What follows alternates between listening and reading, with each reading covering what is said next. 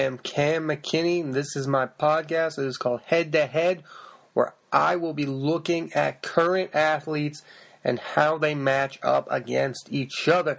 In this inaugural edition of Head to Head, we will be looking at two basketball players who both play on the same team, Marcus Smart and Terry Rozier. Let's start off looking at Marcus Smart first. Marcus Smart is in his fourth season with the Celtics. He is an impending free agent. He is the backup point guard. The Celtics at the beginning of the season had 3 point guards: Kyrie Irving, Marcus Smart, and Terry Rozier. They are now down to 2 point guards. And that puts all the attention on these two guys. Terry Rozier has dominated this postseason. We'll get into that momentarily. But let's start off with Marcus Smart. This is year 4 for Marcus Smart. He was drafted in the first round in Brad Stevens' first season as Celtics head coach. Marcus Smart has career averages of 9.4 points per game. That's decent coming off the bench. It's not great in year 4. I would have thought when I first saw him as a player, I thought he would be a better scorer than he is at this point. But I don't know. Is he ever going to become a better offensive player? I don't think so. I don't think that he is ever going to be... I don't think he can be an efficient 15 points per game. Let's move on to the assist numbers, because when you're a point guard, you are the quarterback of the basketball offense. 3.9 assists per game. Again, that's pretty decent coming off the bench. He has become really one of their go-to passers, particularly this season with Kyrie Irving in there. He passes him the ball, and Kyrie was really good at getting the baskets, obviously. Rebounding is one of his strengths. 3.7 rebounds per game. Again, on the defensive end, this guy is dynamite. He is really good defensively. You know what you're going to get from him. Each and every night he is going to guard the best perimeter player on the opposing team, and that you can't put value into that.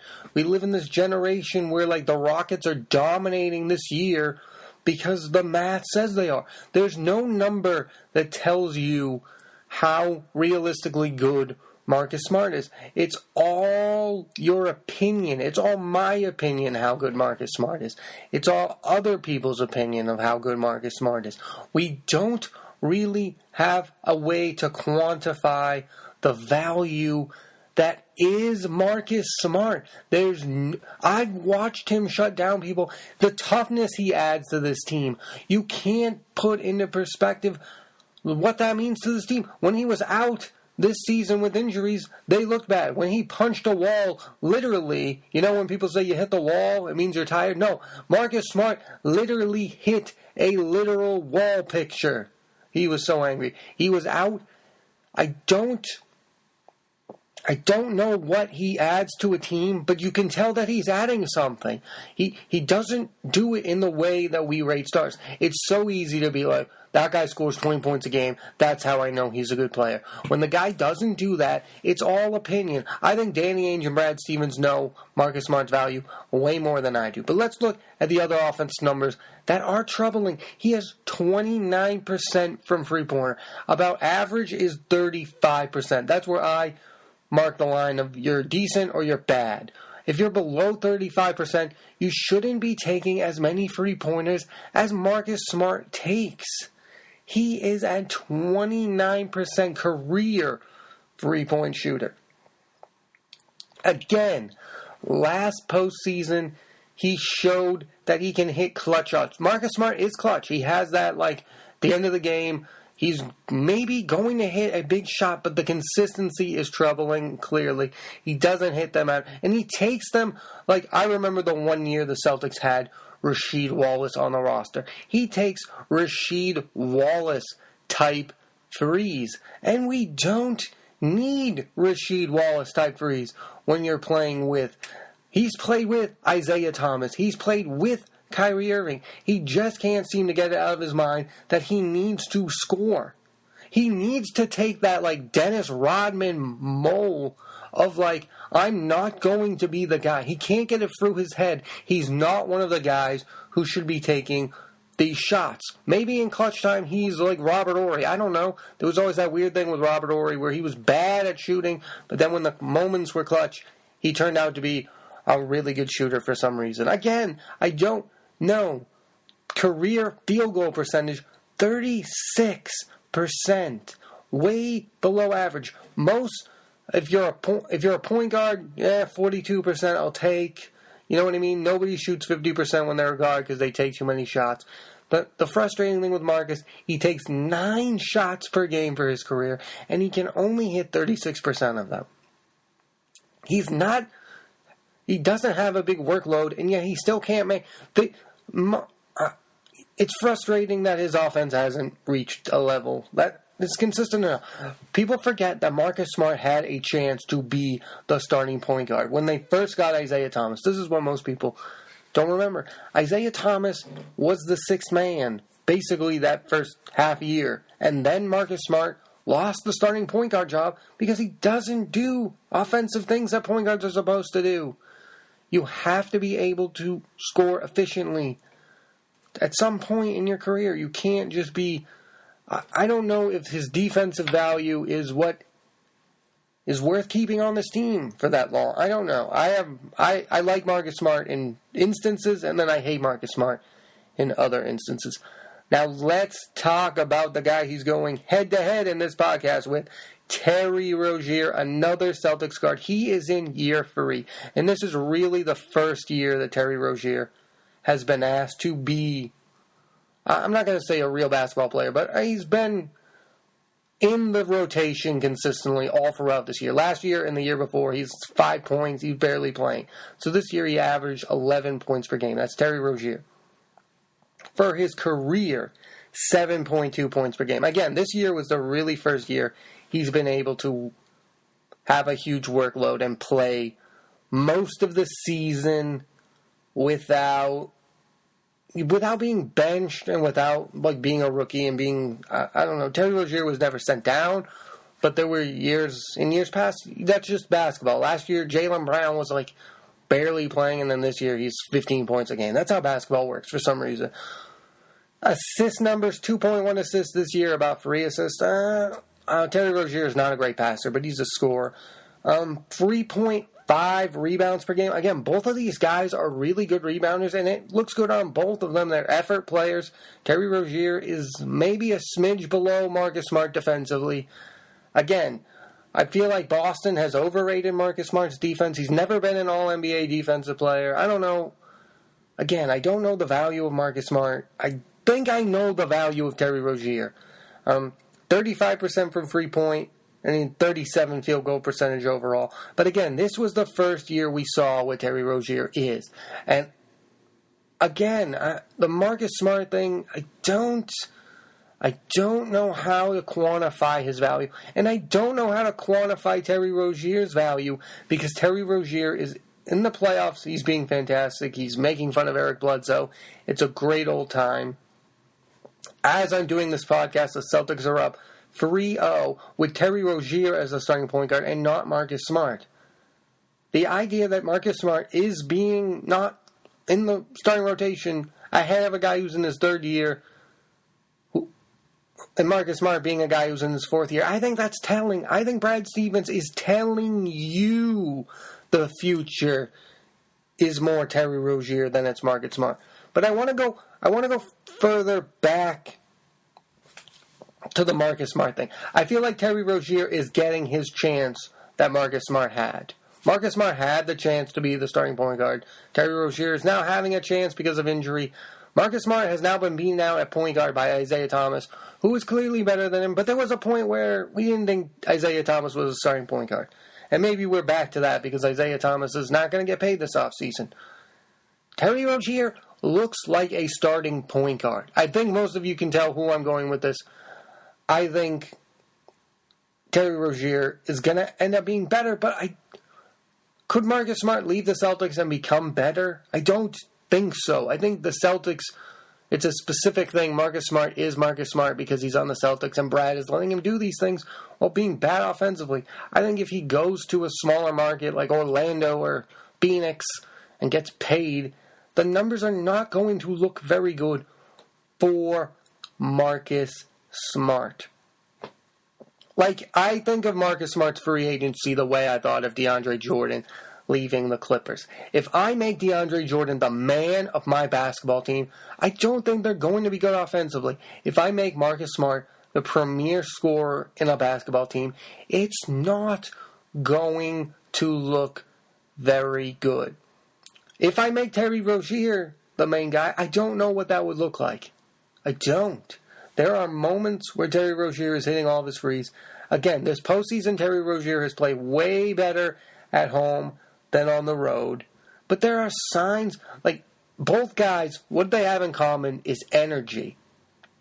Rebounding. I think Terry Rozier has the energy of Marcus Smart offensively, and Marcus Smart has that energy on the defensive end. If they were one player, if both guys combined and became one player, they would be a really good point guard. But because the one strength of Marcus Smart is maybe the weakness of Terry Rozier, I don't know if either of them is a starting point guard. But if Terry Rozier ends up bringing the Celtics to the NBA Finals, which is a possibility as I'm doing this podcast, it's a real chance that that could be the case. That could be what's to come. Another thing I want to talk about with Marcus Smart is the off-the-court instances of immaturity that I think have to play a factor into looking at these two players. Marcus Smart, like I said before, punched a wall. Marcus Smart has gotten into arguments with coaches. There was that, he's the thing at college when he punched a fan. I don't know what was said. I usually side with a player. Is Marcus Smart immature? Probably. Is Marcus Smart a winning basketball player? Yes. This is why I have problems with this. I know that Marcus Smart his goal is to win. He doesn't care if it looks good. It doesn't care if it's, he's a gritty guy. Is gritty guy worth investing $80 million into? Which I don't know how big he's going to get paid. I don't know what his value is. The NBA is so weird that Alan Crabb gets paid $80 million and Steph Curry wasn't getting paid until he was great. I don't understand how that works. Steph Curry should have been paid way before, but I'm not going to have a Steph Curry argument. Again, I don't... If somebody said you can get Marcus Smart back next year for 4 years and $40 million, I say take that immediately. He's the $10 million a player type guy. If I could get him for 5 a year, 6, 7, I'd want to do that more. Is Terry Rozier worth that? Probably not, but he's on his rookie deal. He has time to develop that. Obviously, the financials come into play, but overall, Marcus Smart, I don't know, is he a knucklehead? Is he bad for your team? I don't think so. I think he's a winning type basketball player. I mean, the similarities between last year's Celtics team and this year's Celtics team is Al Horford, Marcus Smart. That's about it. Those are the only two remaining people from last year's squad. I mean, this year's squad, you have Tatum, you have Jaylen Brown has taken on a dominant role. Terry Rozier was on last year's squad, but he's an afterthought. He barely played in the postseason. But Terry Rozier, let's look at it from this side of the entertainment value. The Eric Bledsoe rivalry, he seemed to rise to the occasion with that. He seemed to, I don't know, I love the way they're playing. He's playing against Philadelphia against Ben Simmons. I don't know. I don't. Again, I know I favor Terry Rozier, but I'm also having this debate of whether or not I want to pay Marcus Smart to remain on this basketball team. That is adding to this head-to-head thing that I'm talking about between these two players. Who do I want for the next 5 years? Again, you could probably have them both, but it's a hefty price to pay. I think that's why I thought that this would be an interesting head-to-head to start off this podcast. Marcus Smart versus Terry Rozier. I think fans, this weighs against them. I love the Celtics. I love every single player on the Celtics right now because I would say I am a diehard Celtics fan. It's the only team I 100% root for all of the time.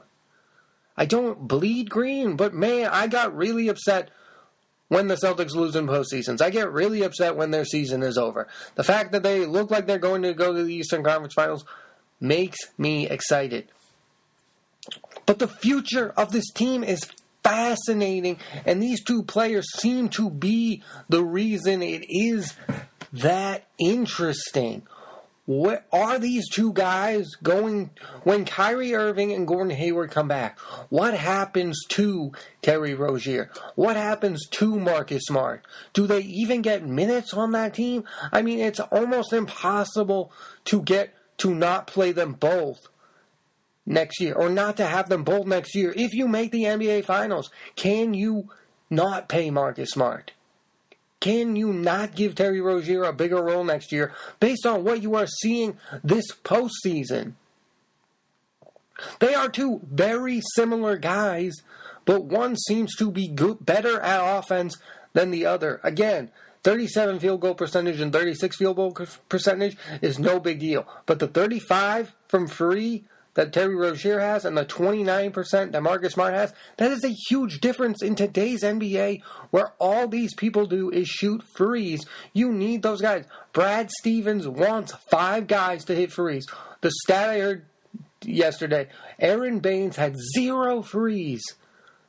Like 1 free in the regular season. He has 6 in the postseason. They want to stretch the floor. That is Brad Stevens' thing. He wants 3-point shooters. The relationship between Brad Stevens and these two guys is also interesting. Which one does he prefer? Does he want the gritty defensive guy, or does he want the guy who's kind of gritty but better on offense? I would love to talk about Brad Stevens about that. I'm favoring Terry Rozier. That is who I like in this matchup. Again, he's on year 3. The other guy's on year 4. Terry Rozier has shown growth. Marcus Smart has been Marcus Smart from the beginning. I think that's what I find troubling. He was good on defense when he came in the league. He was blah, blah, blah on offense when he came to the league. He's still blah on offense. There has been no offensive growth for Marcus Smart, except I will say he's become a better passer. But still, is that enough?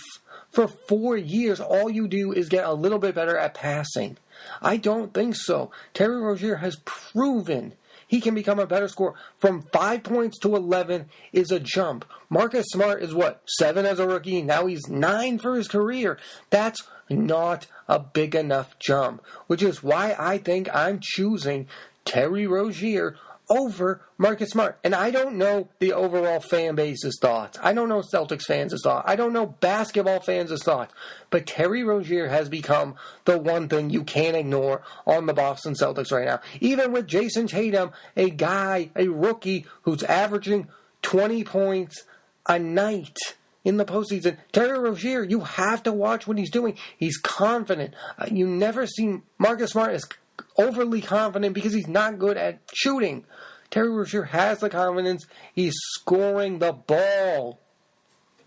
He is scoring the basketball, which is what you need him to do. Again, I find these two players the most fascinating aspect of the Boston Celtics, and to compare the two of them just seems so fitting to introduce everyone to this podcast. I don't know how this is going to end up, but it's the most fascinating thing of the offseason. When Gordon Hayward returns, is Marcus Smart an afterthought? Does he have to go? Or can they all survive? Now that you know that Terry Rozier probably needs the ball more next year, Terry Rozier going into next year is my backup point guard. Is Marcus Smart my backup other guard? I don't know. Or does Marcus Smart be the point guard and Terry Rozier plays off the ball? The bench next year is fascinating. Jaylen Brown, Gordon Hayward, Jason Tatum, Kyrie Irving, Al Horford. Is that your starting lineup? Again, the Celtics, fascinating on so many levels. They are the most. It's the most fascinating aspect is Marcus Smart versus Terry Rozier, because there are some fans who are falling in love with Terry Rozier, and then are those diehard Marcus Smart fans who say, "Oh, he punched a wall, no big deal. We'll get over that. We can get over the fact that he punched a wall. We can get over the fact that he misses games for ridiculous reasons because we like this guy." Or is Marcus Smart overrated like we overrated Jay Crowder, like we overrated, looks like we overrated Avery Bradley and Isaiah Thomas to some extent? Is Marcus Smart another guy who's overrated? Am I overrating Terry Rozier right as we speak? I don't know the answer to that. So, in the end, I believe I'm choosing Terry Rozier as the winner of this edition of Head to Head. But I will say this. Early on, people were like, "Oh, Marcus Smart's like Rondo. He doesn't shoot, that's fine." Okay, but Rajon Rondo led the NBA in assists. We could look at the numbers and go, "Oh, look at that. He led the entire NBA in a stat that we all care about." Marcus Smart doesn't do that. Again, you can look at the numbers. When guarded by Marcus Smart, this guy doesn't shoot well. Is that a team thing? Is that a Brad thing? Is that a system thing? I just don't know. Again, defense is so, "Oh yeah, I like that guy, so I'm going to say he's a great defender." I don't think there's a proper way to rate NBA defense, in my expert opinion, for me to say, "Wow, that guy's a great NBA defensive player." I mean, yeah, you can see it sometimes with guys like Kawhi Leonard. You can see it with Dwight Howard, those years when he was the defensive monster that he became. But in the end, I don't know how everything that's troubling about Marcus Smart's offense can be erased because he's great on defense. I don't believe you can do that. I've never been a fan of that. I see we do that in baseball with Jackie Bradley Jr. Oh, he's not good offensively, but his defense, he makes a great play every night, so that makes up for that. No. Great athletes can do both. Can Terry Rozier do both? I think Terry Rozier can develop to be a guy who can do both. And Marcus Smart, looks like he wants to be able to do both, but he can only do one thing at a time. And again, I think you need more. In today's NBA, I want a guy who can shoot threes. It's just that simple. 35% from free for Terry Rozier, 29% from free Marcus Smart. Moving forward, I would pick Terry Rozier over Marcus Smart. And again, I'd like to hear fans' opinions on this. I'd like to see what other people think about this. This has been the Head to Head podcast. There will be more editions of this podcast where I will be comparing athletes of all sports to each other, and they go head to head to see who I believe is the better athlete between the two. I am Cam McKinney, and this has been Head to Head podcast. That's all, folks.